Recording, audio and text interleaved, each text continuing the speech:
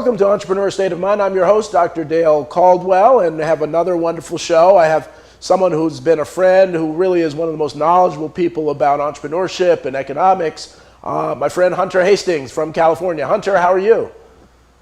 I'm very well. It's good to see you again, Dale. Hunter wears a lot of hats. Among them, he's the host of the Economics for Business podcast, as well as very active in the Mises Institute and so on. Hunter, I always start with the origin. Now, where were you born? Where did you grow up? And how did you get into entrepreneurship? Well, it's a long journey, and that's the way we think about entrepreneurship, Dale, is it's a journey. Yep. I was born in England on the northeast coast, which is it's on the North Sea. It's coal mining and iron ore and those kinds of things. Yeah, we kind of think of it as like West Virginia in the U.S. It's interesting. That same kind of history. What town was it? What town is it? The outlook, it's grim, I would say. It's one of those places that needs a lot of new entrepreneurship to make it thrive. Interesting. Yeah. Okay, good. So I was able to get educated, which is the first step on the journey. I was fortunate to do that. I studied economics. I took a job in corporate America with an American company that had facilities in the UK by the name of Procter & Gamble. So I was in the soaps and detergent business. On the marketing side? An interesting thing, Dale. I'm sorry, go ahead. On the marketing side, or where were you with soaps? Marketing. It was really? It was brand management, they called it. Oh, nice, so I worked on a brand called Tide, which some of your viewers may be familiar with. Yeah, I use it. And the interesting thing I learned, Dale, was that my customer is mom. Mm-hmm. And mom wasn't really interested in detergent. She was interested in taking good care of her kids, sending them to school, looking well, having a husband well turned out, and it was pride, and it was that kind of a sense. So I learned about customers, that entrepreneurship is about understanding customers. Right. And the real skill is empathy.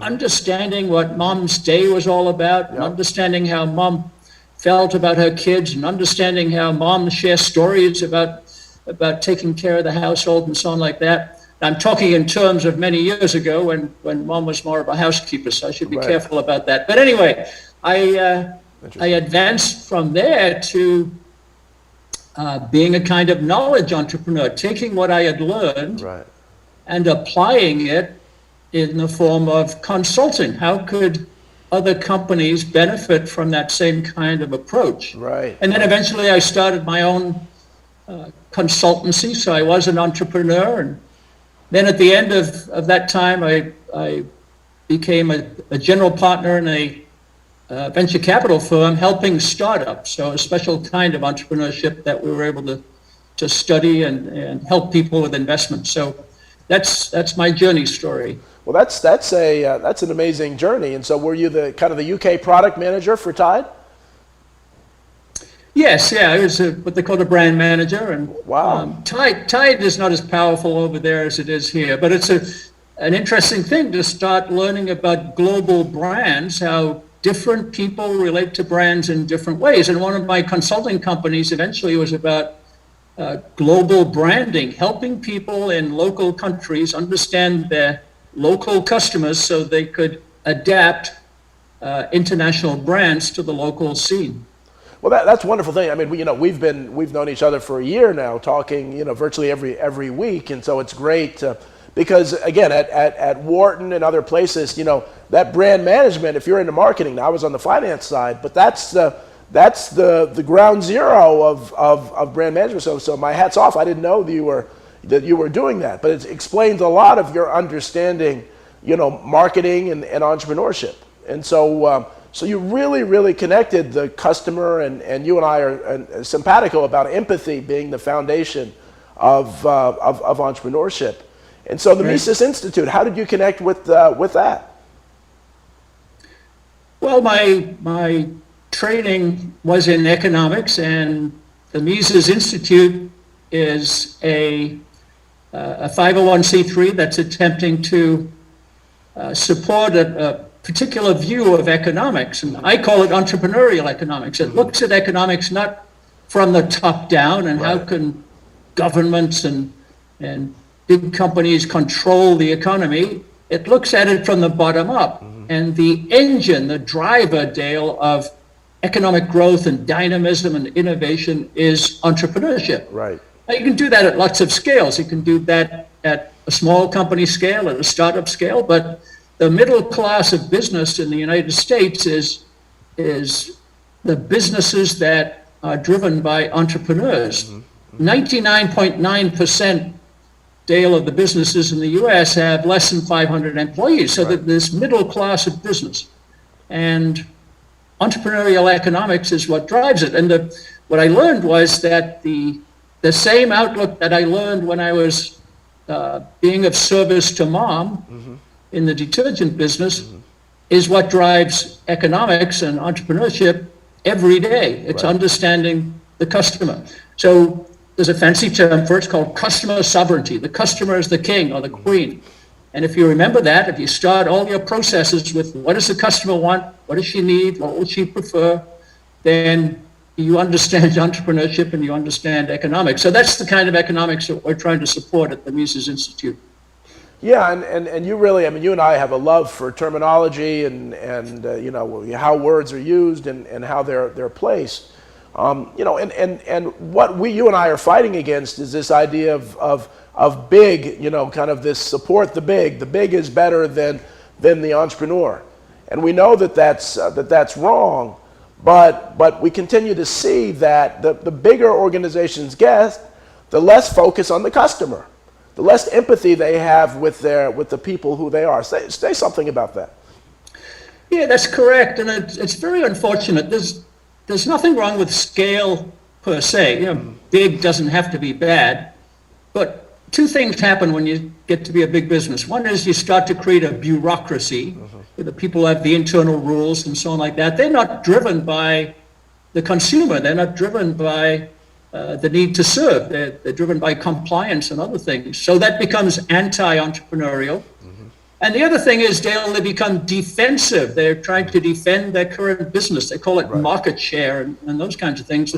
That means that they're not innovating. They're not listening and asking the questions. How can we do better? How can we create new things? And that seems to be inevitable. So you look at the rest of the system, and that's another way we think of economics, Dale, is as a system. What are all the other businesses in that system that can create that betterment for the consumer, can make people's lives better?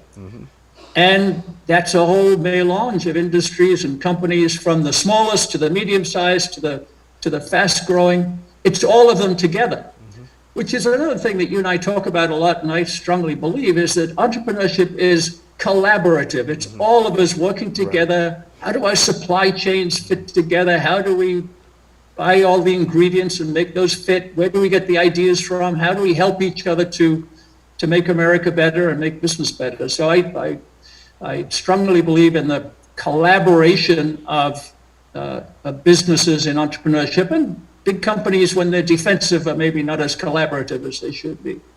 And I think that's really, really important, because the assumption is the total opposite, is that, well, the small businesses, they're going to step on each other's toes, they're going to try to stab each other in the back. But instead, it's collaborative. Our colleague, Scott Livengood, talks about co-opetition. And it really is. And when you get granularly into the business of family businesses, of small businesses, you realize they are so supportive. They are so customer-centric. They are so employee-centric. But the media, the marketing, if you will, is the total opposite. So you know, given your brand management, how do we sell entrepreneurship to the general public, to the powers that be? I know you've thought about that. What do you think? What do we need to do to change the mindset of the leaders? Yeah, I think we've done a really bad service to people by creating this idea of competition as a war. You see all of these war metaphors, you know, being in battle for market share and so on like that. So we've got to terminate that terminology, Dale, and we've got to think much more in what you have said as collaboration. I think of it as mutuality. So you and I are trying to create an E zone, an entrepreneurial zone, which would be a physical place where lots of people could could have their businesses and their stores and their manufacturing centers and their computers and their service provision areas. And they're trying to grow the community. And that's the spirit of mutuality. We're all trying to serve the customer better. We're all trying to figure out our own place. I like to think that every business can be unique if you can find the way to serve your customer different and better than anybody else does. Then it's unique. Then there is no competition. Peter Thiel, who wrote a famous book called 0 to 1, said every business should be a monopoly. Mm-hmm. And what he meant by that is it's so different, it's so unique that's the way the customer looks at it. I only want to buy my stuff or get my service from that one business. So we've got to sell this idea, I think, of mutuality. We're all in this together. We're all growing the pie, and we're all raising the bar, and we're doing it together. Well, and that's such a great point, because what happens, though, is people don't look at the full story. They'll say, well, competition is great. Look at the Giants just play the Dallas Cowboys. That's competition. They're after each other. But it's co-opetition because it's mutuality, because the NFL is a league. And so they're competing against Major League Baseball. They're competing against, the NBA and other things. So they have competition, but it is cooperative competition. And people forget that part of it is that cooperative competition, as successful as the NFL is, works. It works very, very well. And so it's really interesting that people don't look at the full story. They just think about the granular part of that. Yeah, and so it's looking at the wrong level. Yeah. In that case, you think of the team and you're a fan of the team, but actually that product is the league. Yes. And because they have the rules, and because they have the television contract, and because they have the ideas of how to entertain, it's the league that is the product there. So let's have a league of local entrepreneurs who are providing that service to their community. And the other thing today, Dale, is that's so wonderful is we're talking about a physical community, but we're going to connect it to the world. Right. The ability of the smallest, most local business today to serve the whole world, if you've got a unique service that everyone in the world can use, is unlimited. If we can get them the technology and the openness to access the rest of the world, then there's no limit to what size of a firm in any location can serve the whole world. And Hunter and I connected because I had written an article. Hunter saw the article, sent me an email, and we've been fast friends since, what was that? That was, April of last year? That was something like that. Yeah, a long time ago. And so we're jointly working on this, building this idea that I started called Entrepreneur Zones, and Hunter is a co-founder of this idea, and the idea of creating ecosystems, accelerator, incubator ecosystems in the economically challenged communities around the world to create, and I'm thinking about that NFL example, where we have co-opetition in that community, but create an international network of these entrepreneur zones. And so, Hunter, talk a little bit about that.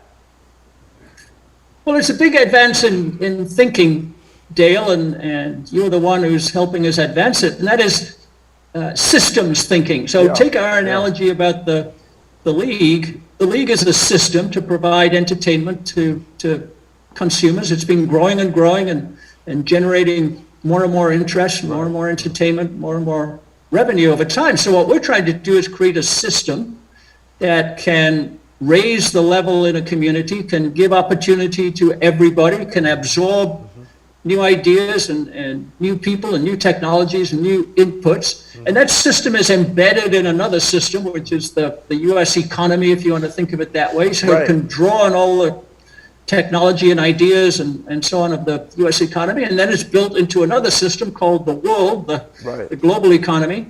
And this idea of nested systems within systems, is now getting people to think of new ways to accelerate growth, to end stagnation, to stop pockets of underdevelopment and pockets of poverty. We want the system to raise everybody up. Nice. And your E-zone is one system that nests into all the other systems, and they'll all raise together. So it's just a new way of thinking about opportunity. Well, wonderful, wonderful. We're at the halfway point. We're going to take a short commercial break, and we'll be back with Hunter Hastings on Entrepreneur State of Mind.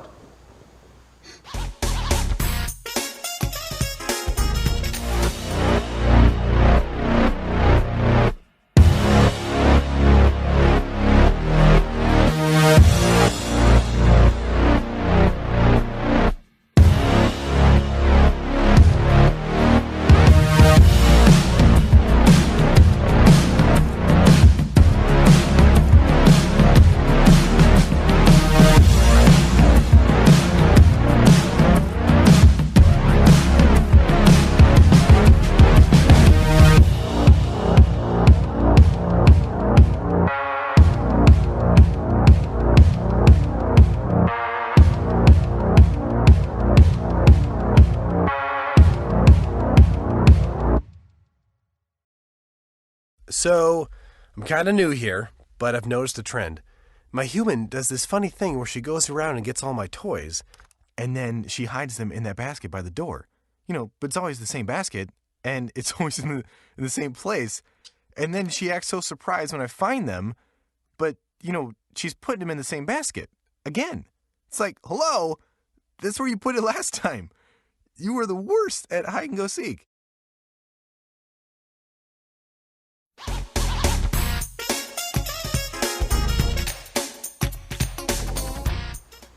Welcome back to Entrepreneur State of Mind. I'm your host, Dr. Dale Caldwell, with Hunter Hastings.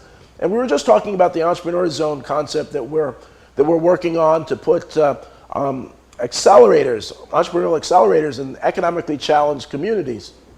Hunter, you talked about the nested systems, which I thought was really, really interesting. Say a little more about that. When you say nested, what do you mean?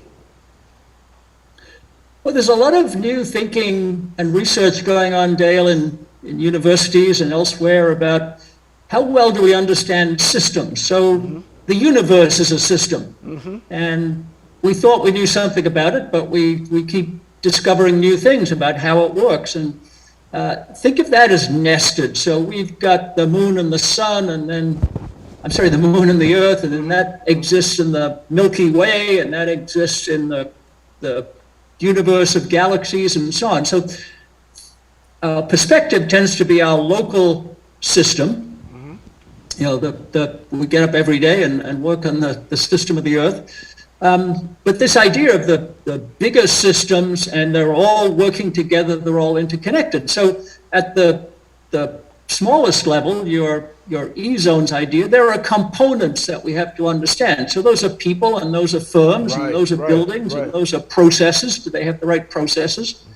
And then we've got to plug that into the bigger system. So maybe it's the system of New Jersey, if that's our first location. And how can we do commerce in the system of New Jersey? And how can we get more and more idea flow and revenue flow and so on in that system? Then how do we plug into bigger systems?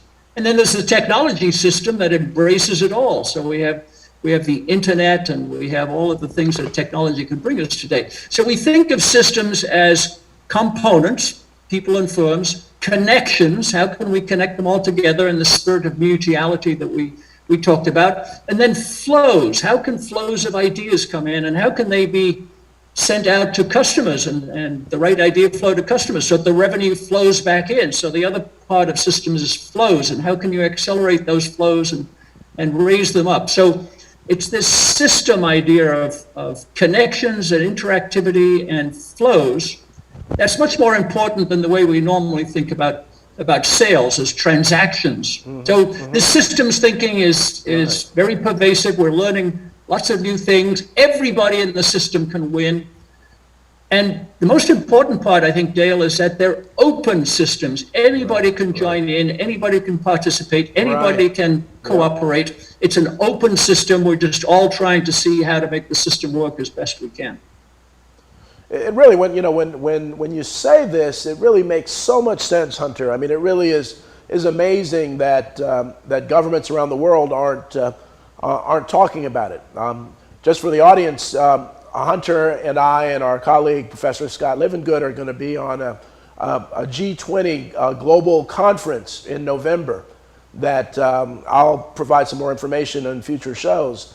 that really will talk about entrepreneur zones and how it can transform communities around the world.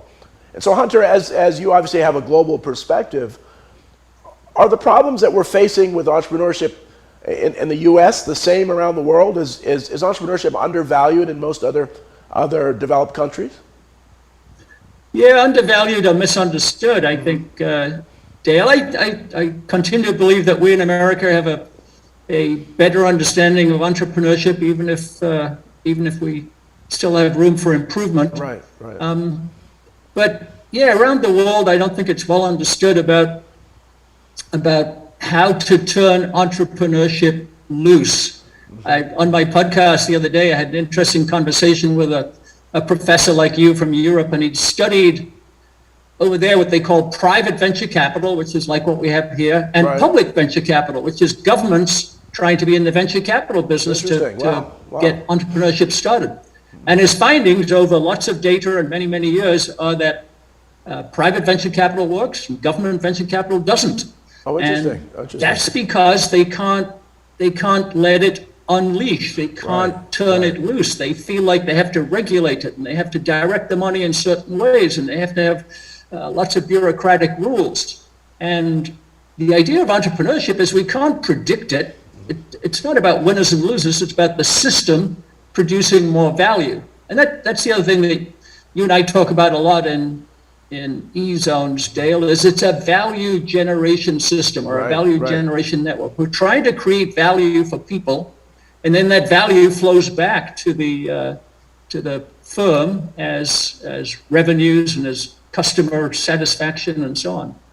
And so governments don't understand this because they're not value creators. That's not their job. They're regulators and redistributors, and that's fine. It's got its role, but entrepreneurship needs to be unleashed, not regulated. Well, but I think part of the problem is people, the governments don't want to invest in entrepreneurship because they think that every entrepreneur has to be successful for there to be a return on their investment. But that's not true. Again, as you know, Jeff Bezos was at Princeton when I was there. Jeff Bezos founded Amazon. Amazon, imagine you could have 1,000 businesses fail and one Amazon, that more than pays for the investment. And so when government starts to really understand that it's an investment, and many of the businesses aren't going to survive, but many of them will. And those that survive can transform society. Yeah, this idea of failure is another word that we have to help people use differently, I think, Dale. Good point. There are no failures. There's learning. It's learning, exactly. Thomas Edison, when he invented the light bulb, he had 1,000 failures before he got it right. And he said, no, I didn't. I just learned 1,000 ways not to do it. And eventually I found the right one. So failure is not part of entrepreneurship, but learning is. And so there's two solutions to that. One is long-term thinking. So Jeff Bezos is not thinking about a failure that might happen next week. He's thinking about how can Amazon grow in the next 3 years or 10 years or 15 years. So we've got to think long-term, not short-term. And then second, we've got to eliminate this idea of failure. I would supplement your point, Dale, by saying Amazon has lots of failures. Right. If you read any of the books that Bezos has written or some of his lieutenants have written, they encourage failure. They want failure. They have failure awards because it says somebody tried something, somebody learned something. So we've got to eliminate this idea of failure and think of system advance through trial and error. It's experimentation. And really through learning. I mean, we say in the tennis, in the competitive tennis world, you either win or you learn. You don't lose. You win or you learn. Right. And if you're not learning, exactly. And the only way you lose is if you're not learning. But those are all those kinds of things. So Hunter, what's next for you? We're going to make this Entrepreneur Zone the biggest thing in the world, and et cetera, et cetera. What other projects are you working on around entrepreneurship? Well, Economics for Business is building an online platform that has three things. One is knowledge. We've got lots of knowledge in different forms that entrepreneurs can use. It could be text, it could be videos, it could be that kind of knowledge. The second is tools. And I think this is a big step, Dale, for education for entrepreneurs. Yeah, they need knowledge how to do things, but they need tools, tools about how to do it. How can I actually do this? So we have templates, we have checklists, we have processes. Eventually we'll digitize all of this and some of it can be automated. So knowledge and tools. And the third thing is community, because the learning happens when you all talk about it. So we're creating a community. It'll have just a lot of exchange and Q&A. Hey, I tried this, it didn't work. Has anybody else done this? What did you find out? And that lets you leap ahead. You can collaborate with others to not make the mistakes they made and therefore get further ahead quicker. And so with knowledge, tools, and community, we think we can build a platform to help everybody be an entrepreneur. So that's what I'm working on. That's wonderful. And I think it's very timely because so many entrepreneurs, it's lonely being the CEO of your own business. You're working there every day and so on, and there needs to be more collaboration, really more mutuality, as you call it. And what you're doing is really trying to build that, really trying to bring people together around their business. And I've not met the CEO that wouldn't love that kind of approach. Do you see yourself doing more internationally? Well, as you and I have talked, Dale, there's no reason why there shouldn't be an e-zone everywhere in the world that needs one and can benefit from it. So yeah, I don't think we should think in terms of national and international boundaries these days. Nobody in the internet thinks that way. And, right. My podcast, I'm sure it's the same for you. I talk to people in Asia and in Europe and all over the world because entrepreneurship is everywhere. So we should think of it as a system at every level, from the global to the local, and there's no difference between those things. We're just trying to help everywhere. Have you thought much, and we haven't talked much about the youth, about trying to get this entrepreneurial mindset into the schools so that young people grow up with this thinking?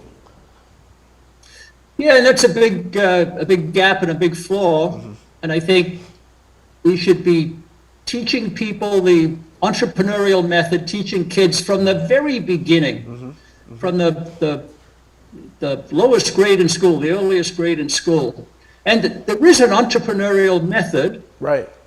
We equate it to the scientific method. Everybody is respectful of the scientific method, but we should be respectful of the entrepreneurial method. Right. And exactly. Elements of that are it's open to everybody. Anybody can participate in this at any level. It's driven by ideas. There's no requirement for resources on day one. Your resources are, what's my idea? Who am I? How am I going to exploit it? Who am I going to collaborate with? We call it the bird in the hand approach. What do I have now that I can start with? And then you'll attract resources. So we've got to teach kids that idea that there's no blockage, there's no barrier. It's just get started. Here are the ways to get started. Here's the way to unleash your inner creativity. So you talked about empathy at the beginning. Everybody can develop empathy. The second piece is creativity, and everybody is naturally creative. Everybody has ideas. Everybody thinks differently than everybody else. So it gives me an advantage from the beginning. So empathy and creativity are available to everybody. We should help kids in school to develop those skills and abilities from the very beginning. That's wonderful, and that's Hunter, we're at the end of time, and that's a great way to end this show. It's been wonderful talking to you here. Your insights and your global perspective is phenomenal. So I want to thank you, and I want to thank the audience. I'm losing my voice a little bit here, but thank the audience. We will see you next week on Entrepreneur State of Mind. Take care, Hunter.